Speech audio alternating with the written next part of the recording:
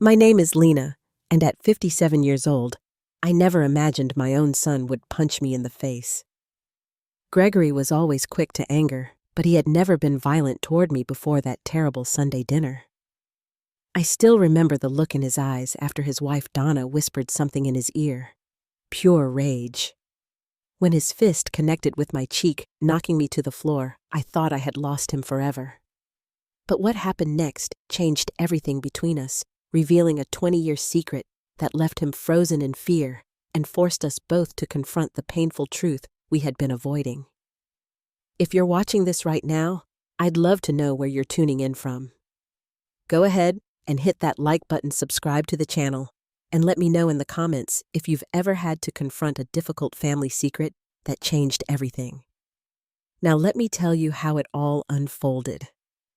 I built my life around my family after my husband Jack died when our children were still young. Gregory was just 12 and his sister Melissa was 10 when Jack's heart gave out one ordinary Tuesday evening. 1 minute we were a normal, happy family of 4, living in a modest suburban home in Minnesota, and the next, I was a widow, raising 2 grieving children on my own. Those early years were incredibly difficult. Jack hadn't left us with much life insurance, and I had been a stay-at-home mom since Gregory was born. I had to quickly find work as a receptionist at a local dental office while taking night classes to earn my associate's degree in accounting. Most days, I felt like I was barely keeping my head above water, rushing from work to school, to home, trying desperately to be both mother and father to my children. Melissa adapted fairly well to our new circumstances. She was always a practical, resilient child who seemed to understand, even at her young age, that things had changed and we all needed to make the best of it. She helped around the house without complaint, maintained good grades, and even tried to comfort me on the nights when she found me crying at the kitchen table after I thought they were asleep. Gregory was different.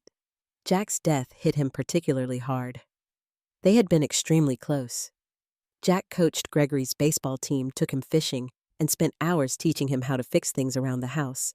As the only male in the family, Gregory seemed to feel a sudden pressure to be the man of the house, a role he was far too young to handle. His grief manifested as anger. Anger at Jack for dying, anger at me for not being his father, anger at the world for being unfair. Throughout his teenage years, Gregory's behavior became increasingly difficult. He started getting into fights at school, his grades plummeted, and he began hanging out with a group of boys known for causing trouble. I tried everything I could think of: heart-to-heart talks, therapy, strict discipline, even begging and pleading, but nothing seemed to reach him. By the time he was 17, our relationship had deteriorated to the point where we could barely have a conversation without it ending in a shouting match. "You're not even trying to understand me," he would yell. "Dad would have understood." Those words always cut the deepest because I feared they were true. Despite my best efforts, I couldn't fill the void Jack's death had left in Gregory's life. I was just the overburdened, exhausted mother who was never home enough, never patient enough, never strong enough in Gregory's eyes. The one bright spot was that despite his behavioral issues, Gregory was incredibly smart. He managed to graduate high school with decent grades and secured a scholarship to study engineering at a university about 3 hours away from our home. I hoped that the distance and independence would give him the space he needed to mature and come to terms with his anger. For a while, it seemed to work. During his college years, Gregory and I established a fragile peace. Our conversations became less confrontational, though still somewhat distant. He came home for holidays and occasional weekends, and while we weren't exactly close, we could at least be in the same room without fighting. I considered it progress and was grateful for even this small improvement. After college, Gregory got a good job at an engineering firm in Minneapolis and moved into an apartment downtown. During this time, Melissa had also graduated college and moved to Chicago to pursue a career in publishing. With both my children launched into adulthood and seemingly on good paths, I finally felt like I could breathe a little easier. I had managed to work my way up to an accounting position at a local manufacturing company, bought a small but comfortable house, and was even beginning to develop some hobbies and friendships that had been impossible during those grueling years of working and studying. Then, Gregory met Donna, and everything changed again. From the first time he brought her home to meet me, I sensed something was off. Donna was beautiful, intelligent, and charming, but there was a coldness in her eyes when she looked at me, especially when Gregory wasn't watching. She was from a wealthy family and made subtle comments about my modest home, my simple clothes, and my quaint job. Gregory, who had always been sensitive about our financial status after Jack died, seemed embarrassed by these aspects of his background that Donna pointed out. "Mom, don't you think it's time to upgrade from this starter home?" he asked during one visit, using terminology I'd never heard from him before. Donna's parents bought a vacation property that's twice this size. After they got engaged, I saw Gregory less and less. When they did visit, Donna dominated the conversation, often speaking for Gregory or cutting him off. More concerning was how she seemed to stoke his long simmering resentments. If I mentioned a challenging time during his childhood, Donna would jump in with comments like, "That must have been so hard for you being neglected while your mom was always working." Or, "I can't imagine how difficult it was without a father figure." I tried to develop a relationship with Donna, inviting her to lunch or shopping, hoping to establish some connections separate from Gregory. But she always had an excuse, and when I mentioned these attempts to Gregory, he accused me of trying to interfere in their relationship. "Donna says you're always criticizing her," he told me during one phone call. "She says you're jealous because she can give me the kind of life you and Dad never could." The statement was so hurtful and so untrue that I couldn't even respond. I had worked myself to exhaustion to provide for my children after Jack died. How could Gregory not see that? After they married in an extravagant ceremony primarily paid for by Donna's parents, I contributed what I could, though Gregory made it clear it wasn't enough. I saw my son even less. Holidays were spent with Donna's family at their lake house. My phone calls often went unanswered. My text messages received brief, non-committal replies. When I did see them, usually at events I initiated, Donna would make comments designed to emphasize the difference between their affluent lifestyle and my modest one. "We just booked a month in Europe," she would say. "I suppose that's not something you could ever do on your salary." Or she would ask questions like, "Don't you get bored in this little town? We could never live somewhere so limited." Each time I would see Gregory watching for my reaction, as if testing whether I would defend myself or accept these subtle put-downs. And each time, I would swallow my hurt and change the subject, afraid that standing up for myself would only push my son further away. Melissa, who now visited from Chicago several times a year, noticed the dynamic immediately. "She's isolating him, Mom," she warned me after observing Gregory and Donna together at a family gathering.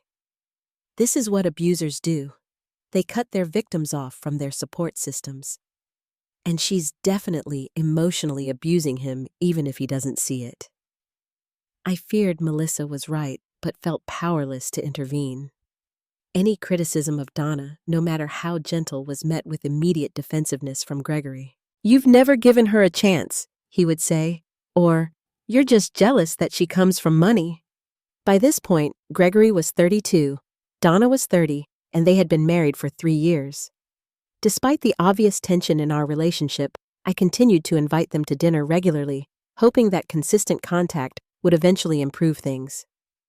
Most of my invitations were declined, but occasionally they would accept, usually when Donna's parents were out of town, and they had no better options. It was during one of these rare Sunday dinners that everything finally came to a head in a way I never could have anticipated. I spent the entire Sunday morning preparing for Gregory and Donna's visit. Though they had only accepted my dinner invitation the day before, I was determined to make everything perfect. I cleaned every inch of my small house, prepared Gregory's favorite foods, pot roast with rosemary potatoes and chocolate pecan pie for dessert, and even bought a bouquet of fresh flowers for the dining table, a luxury I rarely afforded myself. As I worked, I rehearsed safe conversation topics in my head. Work was usually acceptable. Gregory enjoyed talking about his projects at the engineering firm. and while Donna often made dismissive comments about my job in accounting, she could usually be counted on to share stories about the high-end interior design clients she occasionally took on as a hobby. The weather was always safe, as was asking about their recent weekend trips or the renovations they were doing on their house. I knew to avoid asking about when they might start a family. Donna had made it clear they were in no-rush politics. Gregory and I were on opposite sides of the spectrum, or any reminiscences about his childhood, which Donna invariably reframed as stories of my failure as a mother. They arrived 30 minutes late. I had grown accustomed to this and had timed the meal accordingly. Gregory gave me a quick, impersonal hug while Donna air-kissed near my cheek, careful not to actually make contact. "Something smells good," Gregory said, the closest he usually came to a compliment these days. "Just a simple pot roast," I replied, downplaying the hours of preparation. I had learned that showing too much effort only invited criticism from Donna. "We had the most amazing Wagyu beef at the Petersons last weekend," Donna said predictably. "They flew in a chef from Chicago to prepare it. It literally melted in your mouth." I nodded and smiled, ushering them into the living room, where I had set out a cheese board and some wine. Gregory immediately poured himself a large glass, while Donna made a show of inspecting the label before taking a small sip and setting it aside. The first hour passed with the usual strained small talk. Gregory shared details about a bridge project he was working on, while Donna interrupted frequently to name-drop the prominent clients she had met through her parents. I listened attentively, asking questions and trying to keep the conversation flowing. When Gregory excused himself to use the bathroom, Donna immediately pulled out her phone and began scrolling, not even pretending to want to converse with me alone. During dinner, I noticed Gregory drinking more heavily than usual. By his third glass of wine, his responses were becoming louder and his gestures more animated. Donna noticed too and placed her hand on his arm several times, giving him warning looks that he ignored. "So, Gregory," I said, hoping to redirect the conversation to something positive. "Melissa mentioned you might be up for a promotion soon. That's exciting." I regretted the words as soon as they left my mouth. Gregory's face darkened and Donna's eyes narrowed. "You've been talking to Melissa about me," Gregory demanded. "She just mentioned it in passing during our last call," I said quickly. "She's proud of you, that's all." "The promotion's not happening," Donna cut in. "They gave it to someone with less experience but better connections. That's how the world works when you don't come from the right background." The implication was clear. If Gregory had grown up with more advantages, he would have gotten the promotion. Another failure to add to my list. "I'm sorry to hear that," I said sincerely. "That must be disappointing." "It's fine," Gregory mumbled, refilling his wineglass. "Not everyone gets handed everything in life like the guy who got my promotion." I should have let it go there, but something about his tone, the bitterness that had been present since he was a teenager, made me speak up.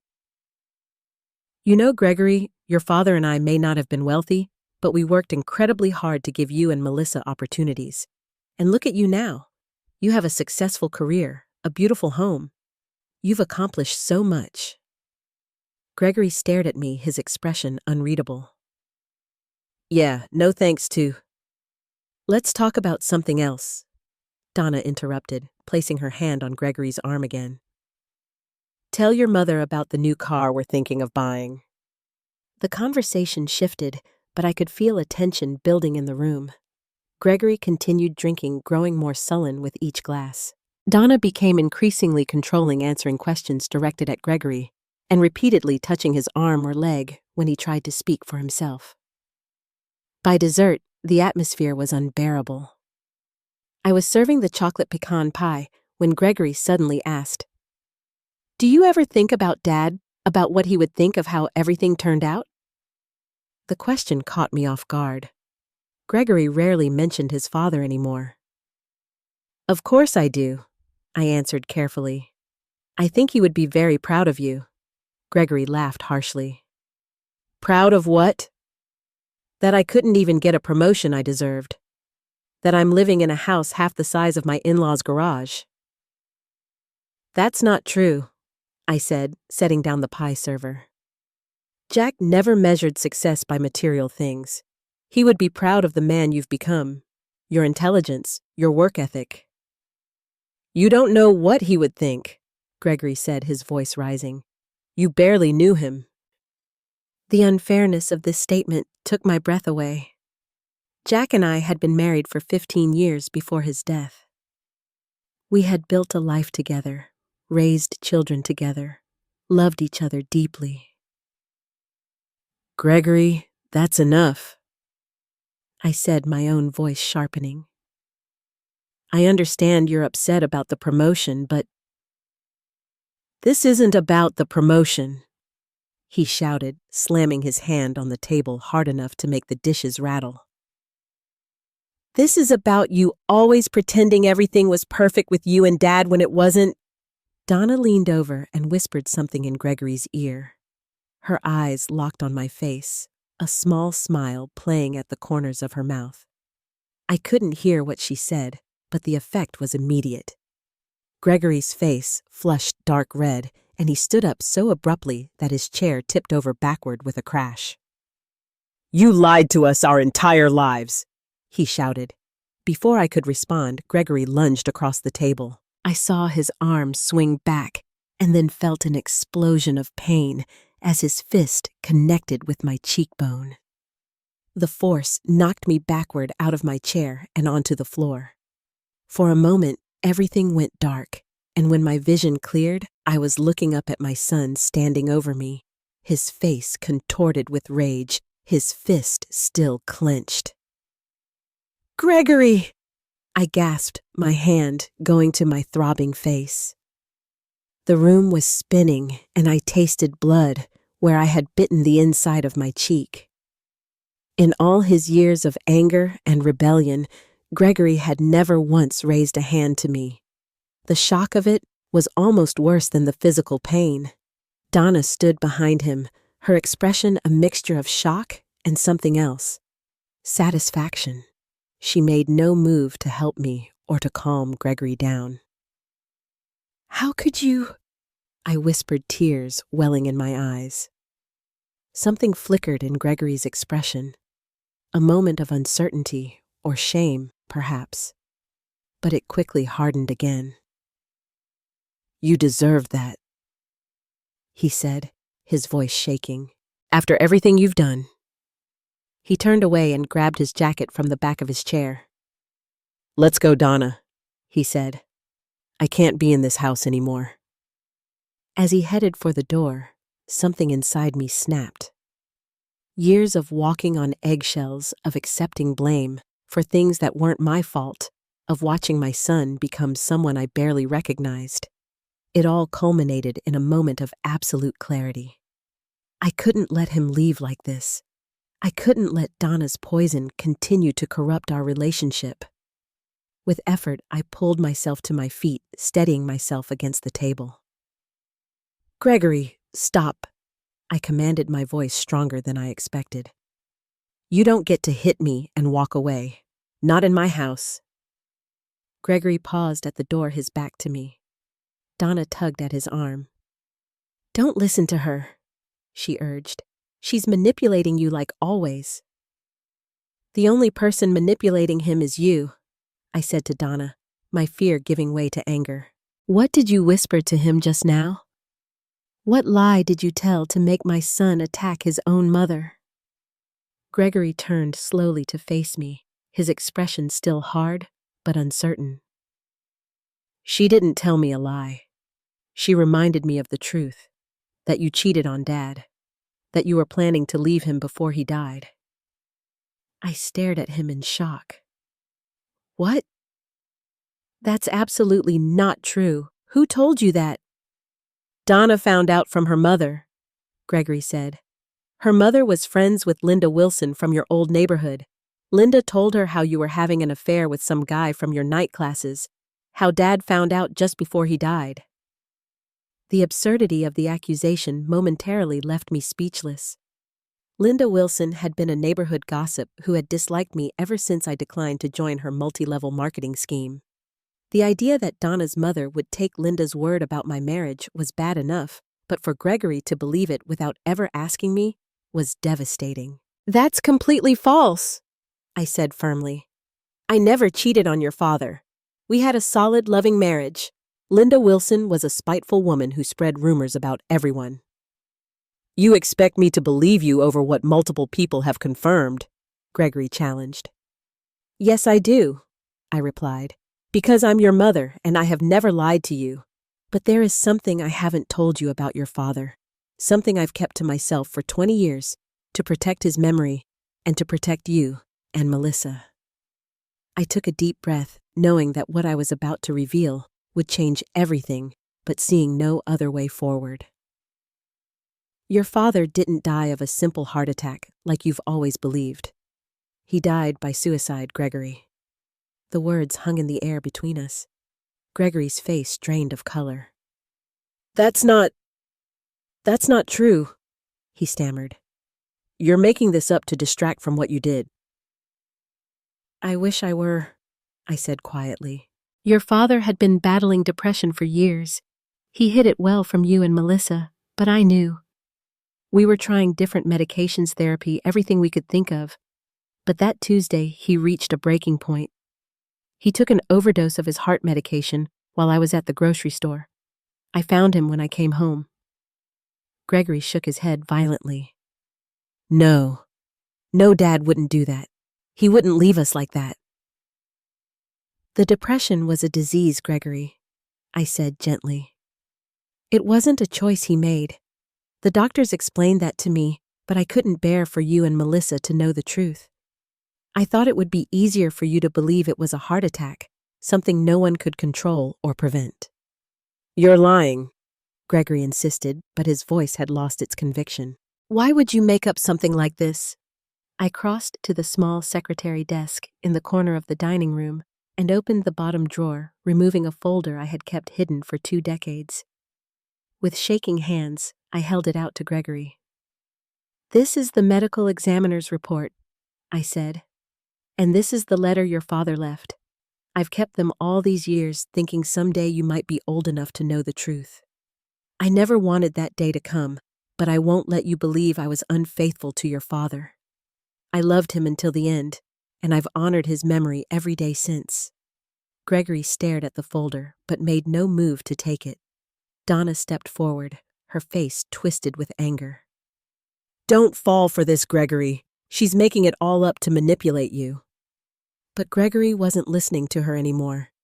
He was looking at me, really looking at me, for what felt like the first time in years. "What kind of man does that make me?"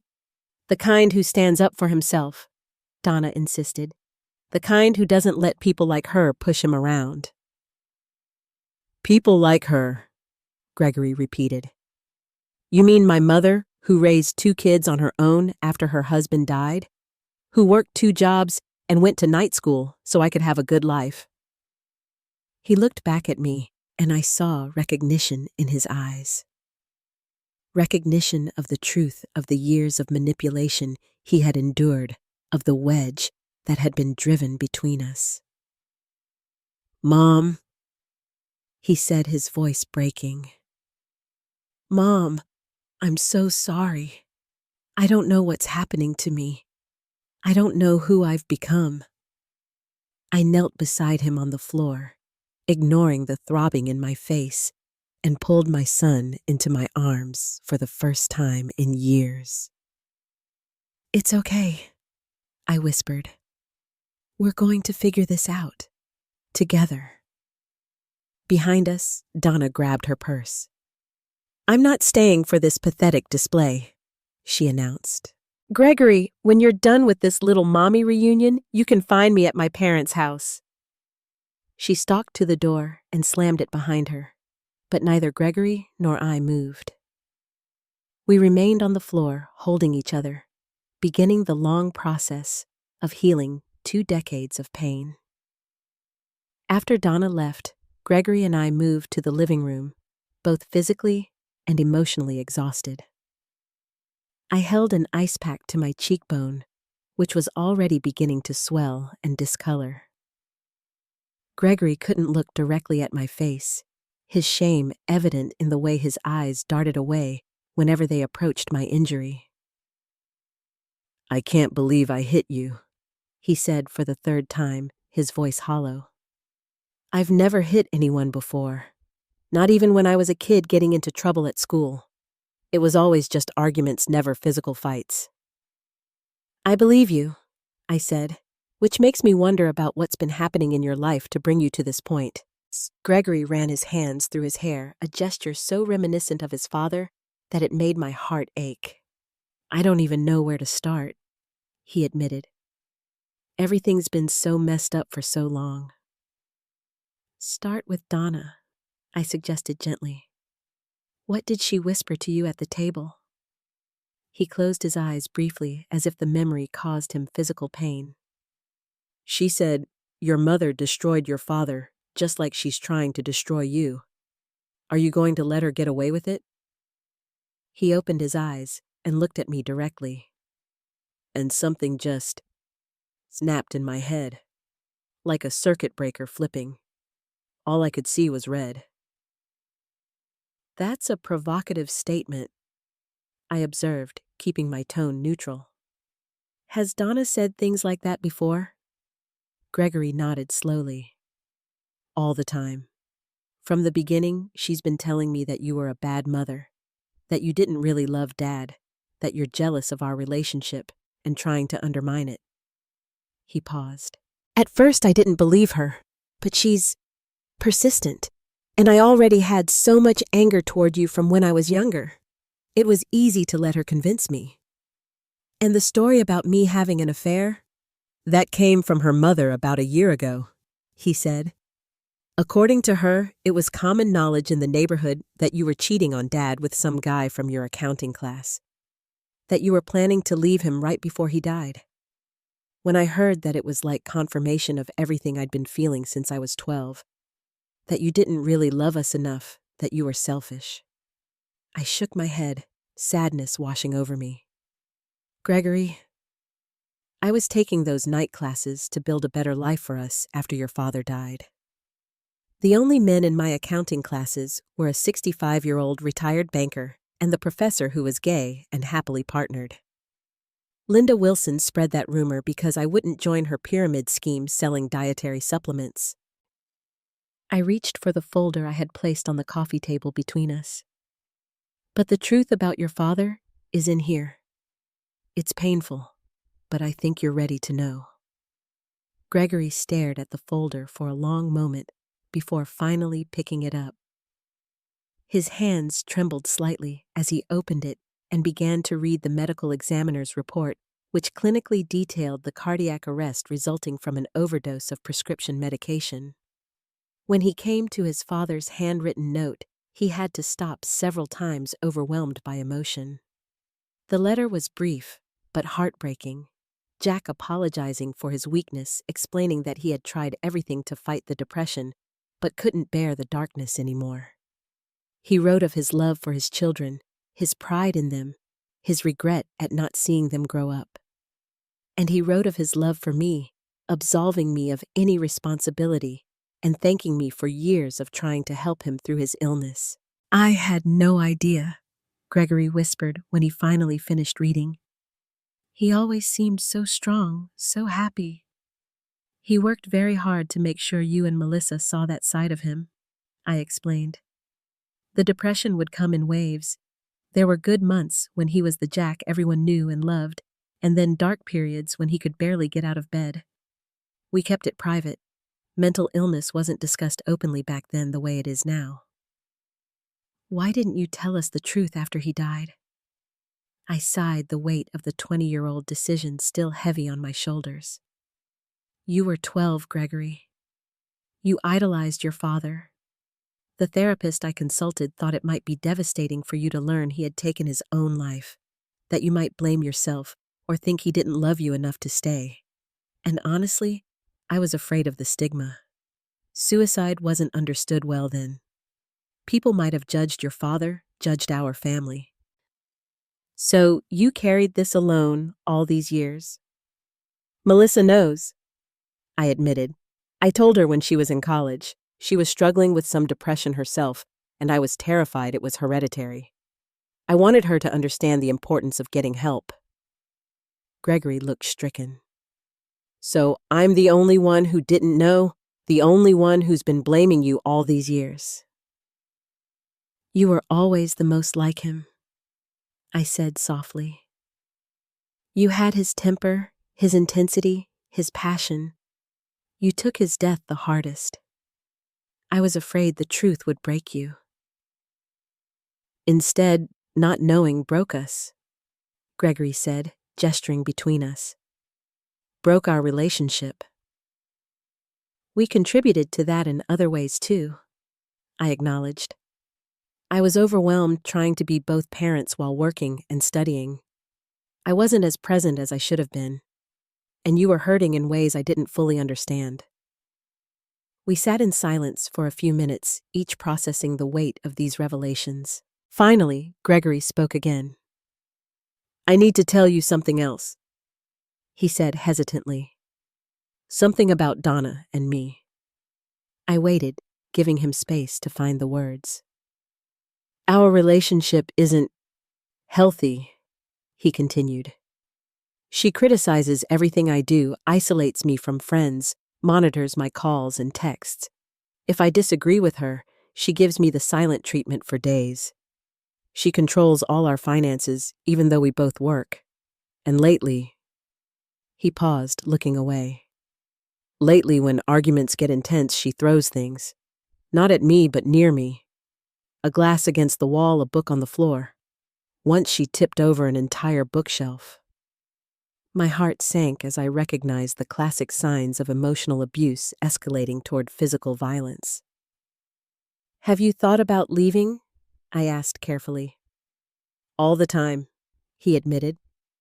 But she's convinced me that no one else would put up with me, that I'm damaged goods because of my daddy issues and anger problems. He gave a bitter laugh. Now I realize she's been creating those anger problems, pushing me until I react, then using my reactions to prove I'm the unstable one. What happened today? I said, gesturing to my bruised face. That wasn't you, Gregory. That was what Donna has been cultivating in you. She wanted you to hit me. She's been working toward it for years, driving a wedge between us, feeding your anger, isolating you from anyone who might see what she's doing. Gregory covered his face with his hands. I'm so ashamed, he whispered. I can't believe I let her manipulate me like this. I can't believe I hit my own mother. The important thing now is what you do next, I said firmly. What do you want to happen, Gregory? He lowered his hands, his expression resolute for the first time since his outburst. I want out, he said. Out of this marriage, out of her control. I want to find myself again. The person I was before Donna, before all the anger. And I want... He hesitated. I want to try to rebuild what we had, you and me. If you can ever forgive me. I already have, I said, reaching for his hand. But leaving Donna won't be easy.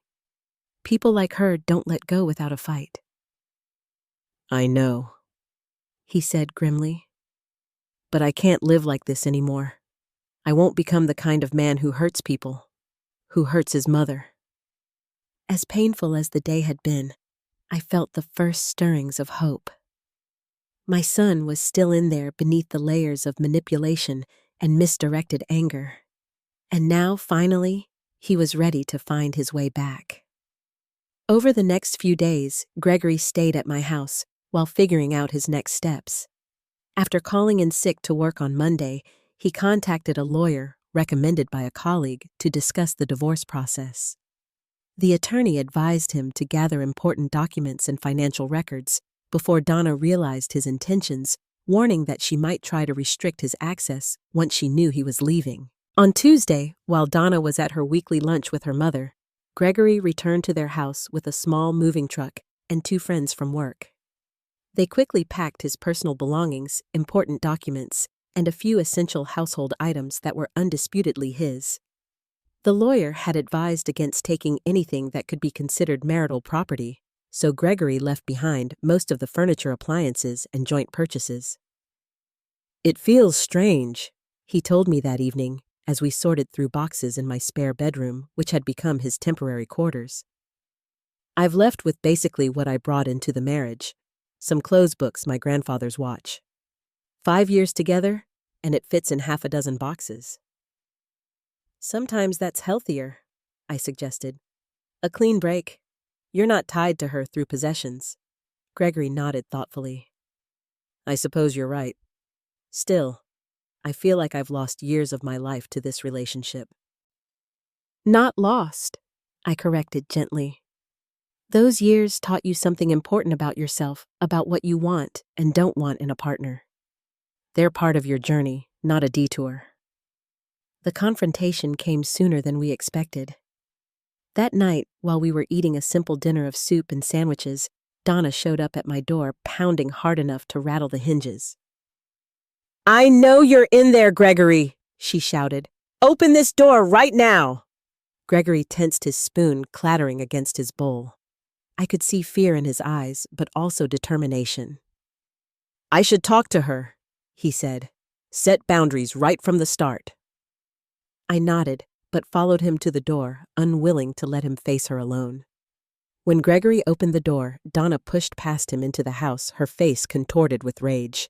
She stopped short when she saw me standing there, my bruised face now a spectacular array of purple and yellow.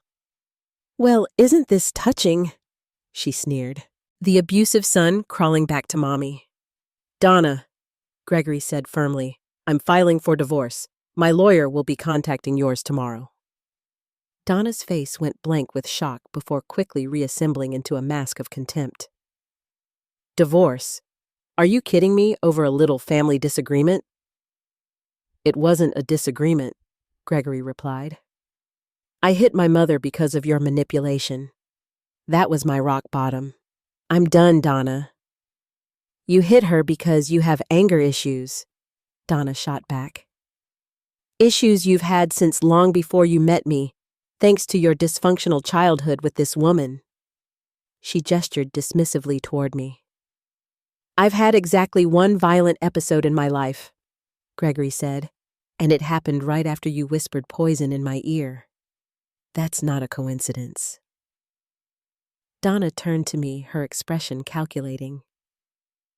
"Did you tell him to press charges against me? Is that your game? Because I'll tell the police he hit you? I'll show them the bruises I have from all the times he's grabbed my arms during arguments." I saw Gregory's eyes widen in shock. "I've never grabbed you hard enough to leave bruises," he protested. "I've never laid a hand on you in anger." "It'll be your word against mine," Donna said with a cold smile. "And I'm the one with the perfect, respectable family. You're the troubled kid from the broken home with a history of behavioral problems. Who do you think they'll believe?"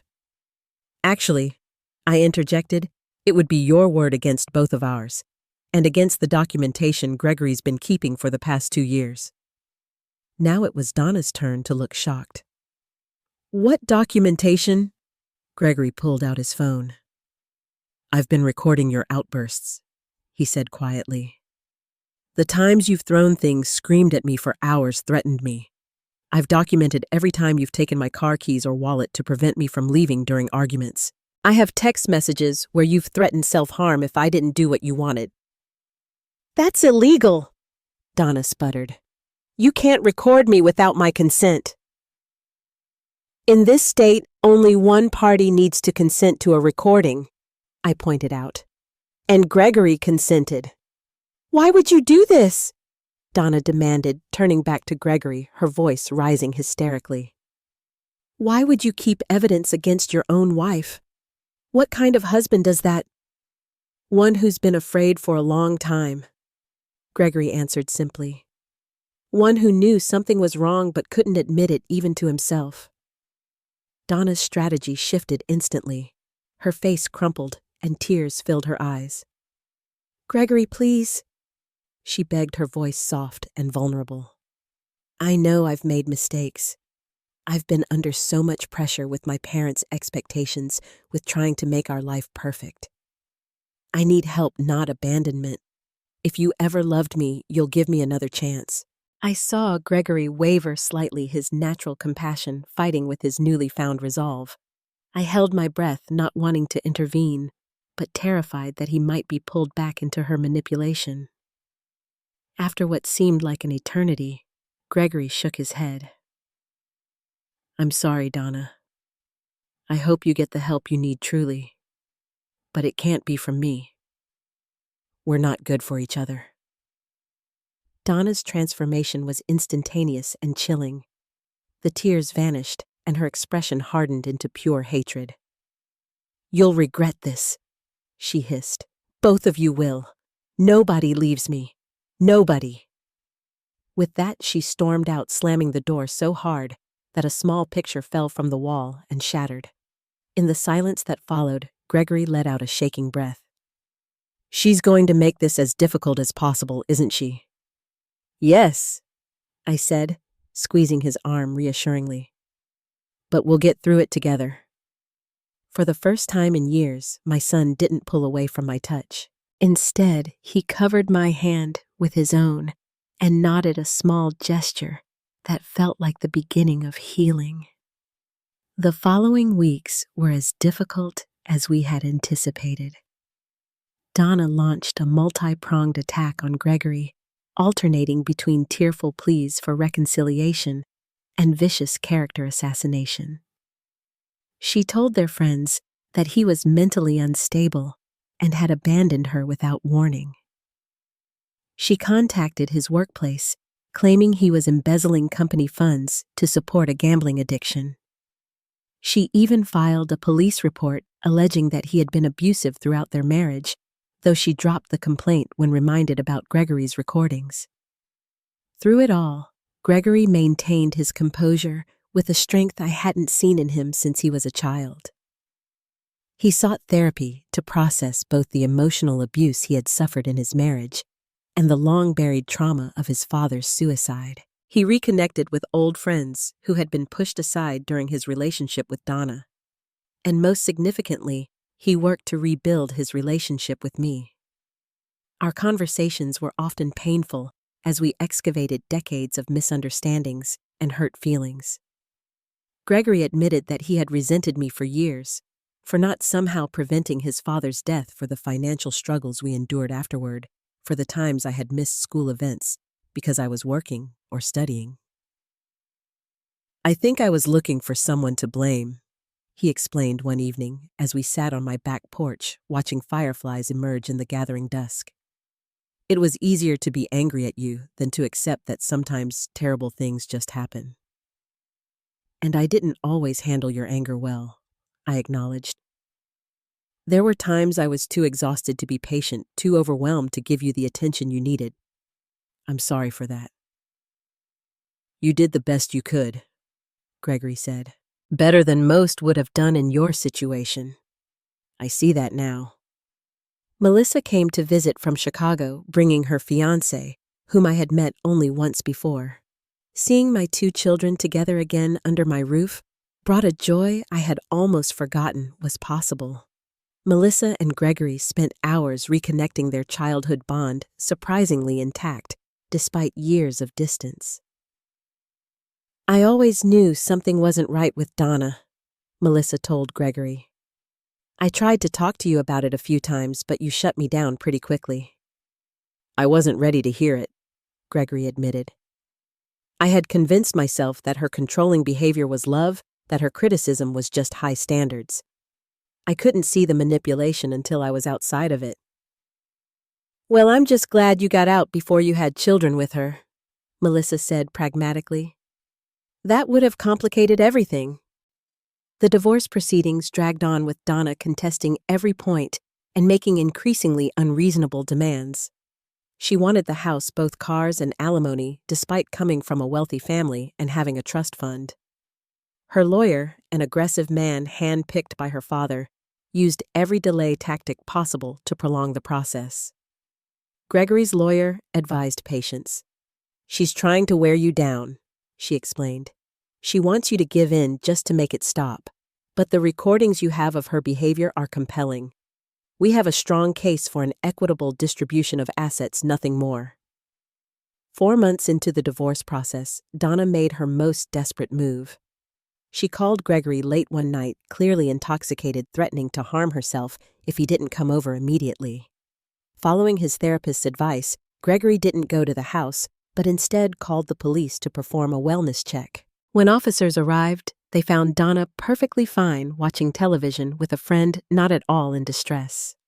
The false suicide threat was documented, further undermining her credibility with the court. After that incident, something shifted. Perhaps Donna realized she had overplayed her hand, or perhaps her parents finally recognized the pattern of behavior and intervened. Whatever the reason, her lawyer suddenly became more amenable to settlement discussions. Within weeks, they had reached an agreement. Gregory would keep his car and personal belongings plus 1/3 of their joint savings, while Donna would keep the house and the remainder of their assets. "It's not entirely fair," Gregory admitted when the settlement was finalized. "I contributed more to our savings and I paid half the mortgage on the house. But honestly, I just want out. The freedom is worth more than the money." "Sometimes the price of peace is high," I said, "but it's always worth paying." As the divorce was finalized, Gregory began making plans to move into an apartment closer to his work. It was a modest one-bedroom place, nothing like the expansive house he had shared with Donna, but he seemed genuinely excited about it. "It's the first time I'll be living completely on my own," he explained as he showed me photos of the apartment. "No roommates in college, then straight to living with Donna. I think I need this. Time to figure out who I am when I'm not defined by someone else." I understood the impulse, though I would miss having him nearby. The months he had spent living with me had healed something fundamental between us. We weren't perfect. We still occasionally hit raw nerves in conversations, still sometimes misunderstood each other's intentions. But we had developed a new foundation of honesty and respect that I treasured. The night before Gregory moved into his new apartment, he handed me a small wrapped package over dinner. "What's this?" I asked, surprised. "Open it," he urged. Inside was a beautiful silver frame holding a photograph I hadn't seen in years. Gregory, at about 7 years old, sitting on his father's shoulders at a baseball game, both of them grinning ear to ear. I had taken the photo myself, one of the happier days before Jack's depression had worsened. "Where did you find this?" I asked, tears welling in my eyes. "It was in one of Dad's old albums in the attic," Gregory explained. "I was looking for some childhood memories to take to my new place, and I found it. I thought you might like to have it." I traced the outline of Jack's face in the photo. "He loved you so much," I said softly. "He would be so proud of the man you've become, especially these past few months." Gregory's eyes were damp too. "I think I'm finally becoming someone he could be proud of," he agreed. "Someone I can be proud of." I looked at my son, really looked at him, and saw not just the angry young man he had been, or the manipulated husband he had become, but the person emerging from those experiences, thoughtful, resilient, and finally, at peace with his past. The bruise he had left on my cheek had faded weeks ago. The memory of that moment would always be painful, but it no longer defined our relationship. What defined us now was the journey we had taken since then, the honesty, the healing, and the love that had survived decades of misunderstanding and hurt. "I am so proud of you," I told him, reaching across the table to squeeze his hand. "And I am so grateful that we found our way back to each other." Gregory squeezed back. "Me too, Mom," he said simply. "Me too." It's been 2 years since that terrible Sunday dinner, when Gregory's fist connected with my face, changing our lives forever. Looking back, I realized that moment, painful as it was, became a turning point that ultimately saved both of us. Sometimes it takes hitting rock bottom to finally begin the climb back toward the light. Gregory has flourished in his new life. He moved from his small apartment to a comfortable townhouse last year, decorated sparsely but warmly with furniture we often found together at secondhand shops and estate sales. His career has advanced steadily, with the promotion he deserved finally coming through 6 months after his divorce was finalized. Most importantly, he's developed genuine friendships and even cautiously began dating again, recently choosing women who are nothing like Donna. Independent, kind, secure in themselves. Donna has largely disappeared from our lives, though we occasionally hear news through mutual acquaintances. She remarried quickly, less than a year after the divorce, to a wealthy man 20 years her senior. I worry sometimes about that man, wondering if he sees the patterns Gregory couldn't recognize until it was almost too late. But that's no longer our story to influence or observe. Melissa and her now husband visit regularly from Chicago, often bringing their new baby, my first grandchild. Family dinners at my house have become a monthly tradition filled with laughter and honest conversation rather than tension and hidden resentments. Sometimes Gregory brings a date, sometimes he comes alone, but he always comes. No last-minute cancellations, no excuses. For my part, I've found a peace I hadn't thought possible after Jack's death. Sharing the truth about his suicide with Gregory lifted a burden I had carried alone for too long. I've joined a support group for survivors of suicide loss, finding community with others who understand the unique grief and guilt that comes with loving someone who takes their own life. I've even begun dating a kind widower I met through my community garden. Nothing serious yet, but a pleasant companionship that adds joy to my life. The journey hasn't been easy. Gregory and I both had to confront painful truths about ourselves and each other. We had to break decades-old patterns of communication and rebuild our relationship on a foundation of honesty rather than protection or resentment. There were difficult conversations, tears, and moments when old wounds reopened unexpectedly. But we persevered, committed to the healing process, no matter how uncomfortable it sometimes felt. What I've learned through all of this is that family relationships are complex, layered with years of expectations, disappointments, and misunderstandings. The stories we tell ourselves about our family members and the stories they tell themselves about us are often incomplete or distorted. True reconciliation requires a willingness to question those stories, to listen with an open heart to another perspective, and to forgive both others and ourselves for past mistakes. I've also learned that it's never too late to rebuild what's been broken.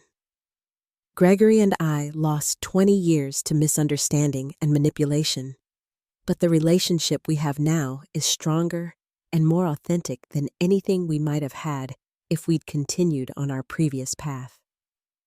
The truth, painful as it was, ultimately set us both free.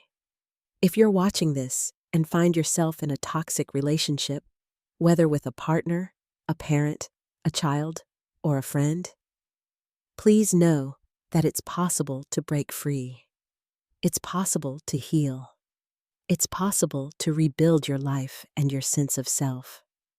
The first step is recognizing the pattern, which is often the hardest part. The second step is believing you deserve better, which can be even harder if you've been conditioned to accept mistreatment as normal. Have you ever had to rebuild a relationship that seemed beyond repair? Or have you found the courage to leave a situation that was damaging your spirit? Share your story in the comments below. Your experience might be exactly what someone else needs to hear today. And if you found value in my story, please like this video, subscribe to the channel, and share it with others who might be struggling with similar issues. Sometimes knowing we're not alone in our darkest moments can be the light that guides us toward healing. Thank you for listening to my journey. Remember that even the most painful moments can lead to transformation if we're brave enough to face the truth and compassionate enough to forgive others and ourselves. No matter how broken things seem, there is always hope for healing.